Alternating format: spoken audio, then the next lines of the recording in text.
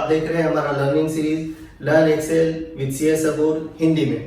Season 1 चल रहा है जो बेसिक बिगिनर्स के लिए है और आज का एपिसोड नंबर है 11 जिसमें हम सीखने वाले हैं कि एक्सेल में आप एक शीट में एक सेल से दूसरे सेल पे आसानी से जंप कैसे कर सकते हैं। ये आपका काम कैसे आसान करेगा, आपका काम कैसे स्मूथ करेगा और ये कहाँ यूजफुल है और इसकी कुछ ट्रिक्स देखेंगे जो आपको प्रैक्टिकली काम में आएगी।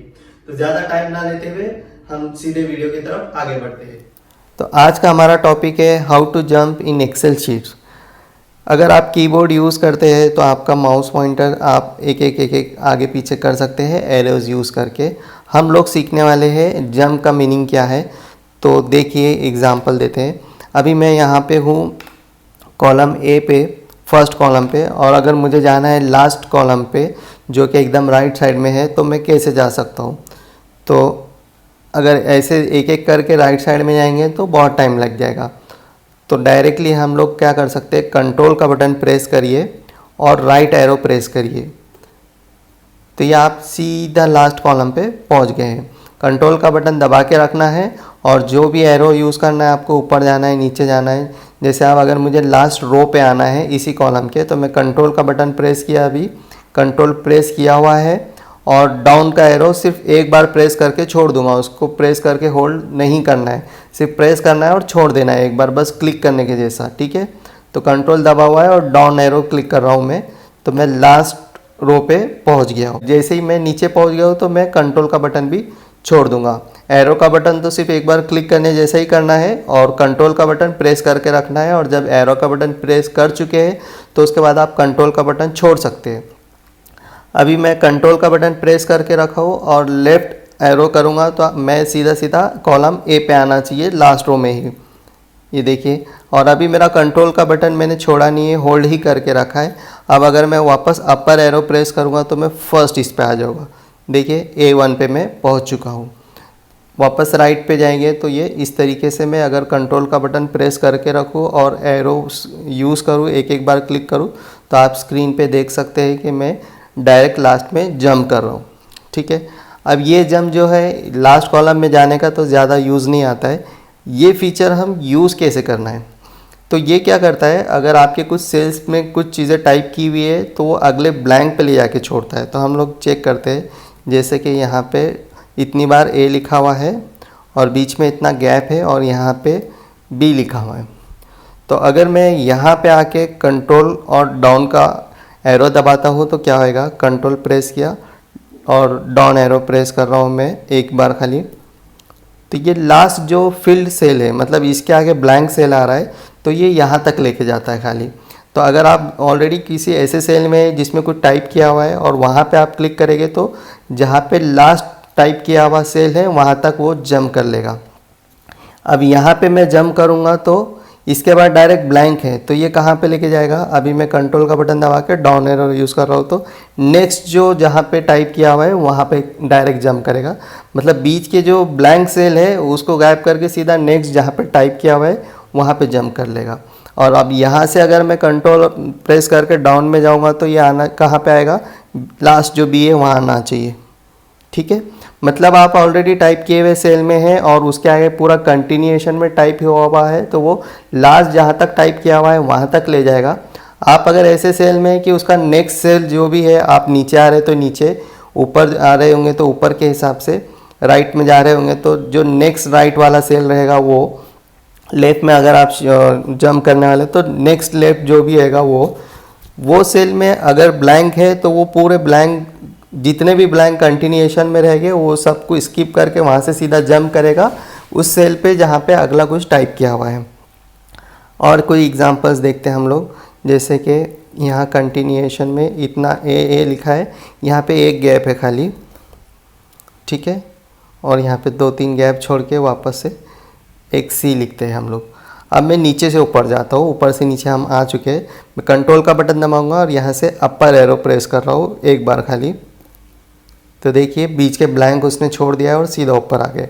अब हम कंट्रोल करके अपर दबाएंगे तो कहाँ आना चाहिए, जो पहला B टाइप किया हुआ है वहाँ पे जाके उसने जंप मारना चाहिए। तो ये देखिए वैसे ही आया है।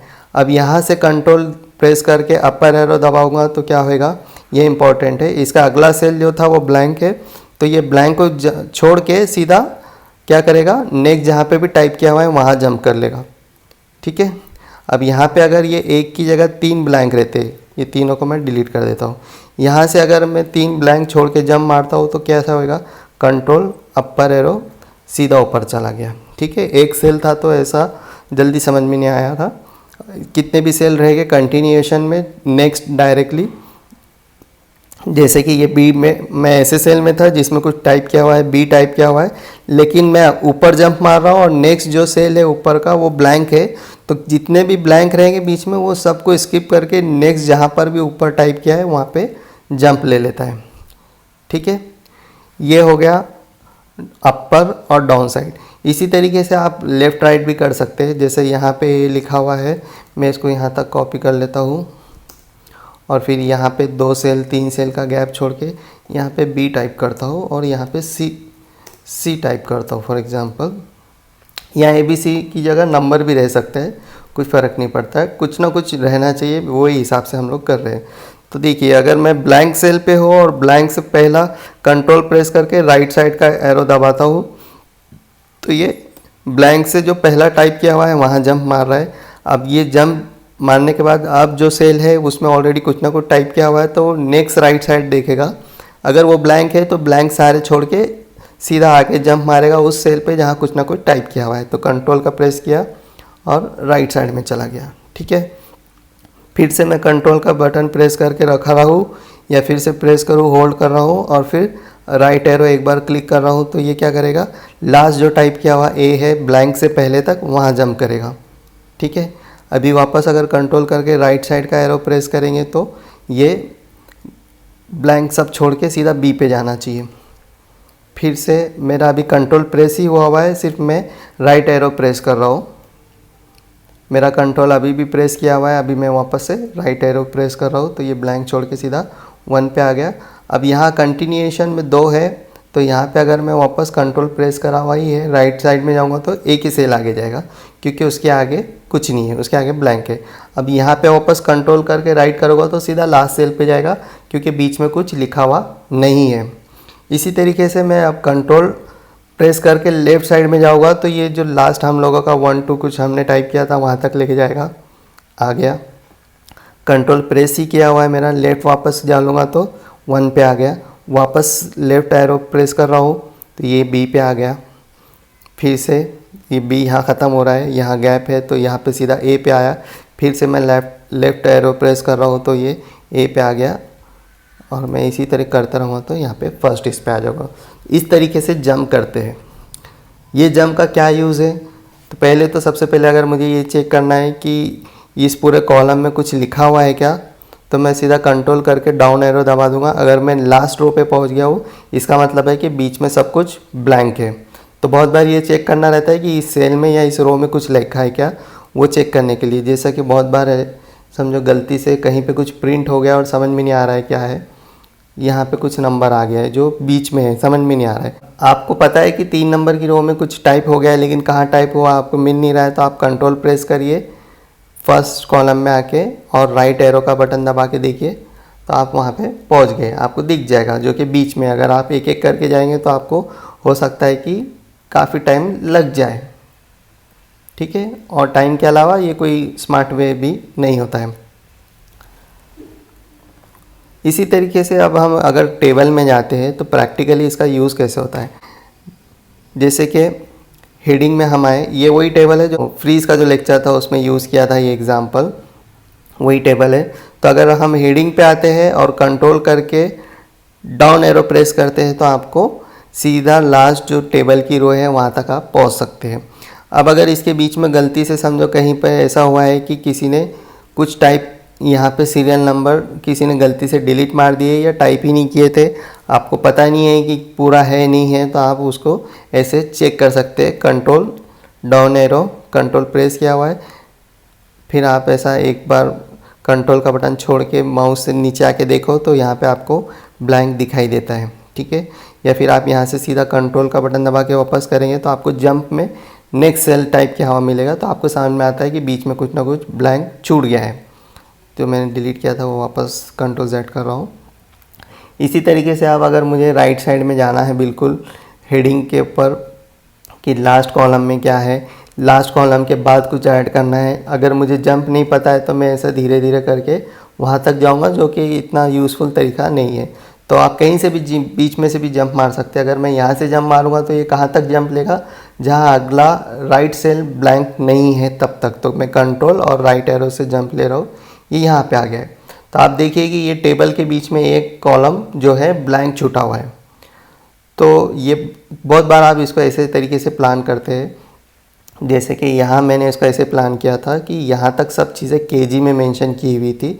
आप देख सकते हैं कि हेडिंग में केजी लिखा हुआ है, और यहाँ से जो मेरा टेबल शुरू हो रहा है वापस अप्रैल से शुरू हो रहा है, और वो यहाँ पे सेल्स रुपीज़ लिखा हुआ है। मतलब यहाँ तक जो प्लानिंग है वो पूरी की पूरी केजी में है, यहाँ से मेरा सेल्स है। तो टेबल मेरे हेडिंग्स जो रोज़ है वो वैसे ही है, लेकिन कॉलम यहाँ पे देखा जाए तो यहाँ पे एक टेबल ख़त्म होकर यहाँ से नया टेबल शुरू हो रहा है। तो अगर मैंने बीच में एक कॉलम गायब कर दिया या ब्लैंक छोड़ दिया तो मैं सीधा जंप करते टाइम मुझे फर्स्ट यहाँ से सीरियल नंबर से जंप करूँगा तो इसी टेबल के एंड पर लेकर आएगा, और फिर मुझे समझ में आएगा कि यहाँ से दूसरा टेबल है। यहाँ से जंप मारा ब्लैंक छोड़ के और फिर यहाँ से गया तो ये सेकंड टेबल मेरा ख़त्म हो रहा है। इसके बाद मैं अगर कंट्रोल से राइट साइड में जंप करता हूँ तो सीधा लास्ट में जा रहा है। तो इससे समझ में आ रहा है कि दो अलग अलग टेबल थे इसमें, एक केजी का था एक सेल्स का था, और उनको बीच में एक ब्लैंक कॉलम छोड़ दिया है। तो मैं सीधा जंप कर सकता हूँ सेकंड टेबल पे जाने के लिए, अदरवाइज़ मुझे एक एक करके वहाँ तक जाना पड़ सकता है। इसी तरीके से अगर आप कोई बहुत बड़ा टेबल टाइप कर रहे हैं, बना रहे हैं, और आपको पता है कि वो एन कॉलम तक के है, तो आप एक काम कर सकते हैं कि यहाँ से एक स्टार टाइप करिए इस तरीके से। समझो आपको रो नंबर 45 तक है, और इसको वापस कॉपी करके यहाँ तक पेस्ट करिए पूरा।